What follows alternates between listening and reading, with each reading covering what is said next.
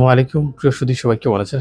আপনারা সবাই জানেন আমাদের বাংলাদেশে ঢাকায় একটা ব্রাঞ্চ উদ্বোধন হয়েছে শুধুমাত্র আপনাদের সার্ভিস দেওয়ার জন্য। প্রিয় সুধী, তার আগে আরেকটা কথা বলি, আমাদের ঢাকা ব্রাঞ্চ অথবা সিলেট ব্রাঞ্চ অথবা কাতারে যে কোনো ব্রাঞ্চে আপনি লেনদেন করেন, আমাদের যে টার্মস অ্যান্ড কন্ডিশন আছেন, একটা অফিসে আসার পর প্রথমে এটা জানবেন।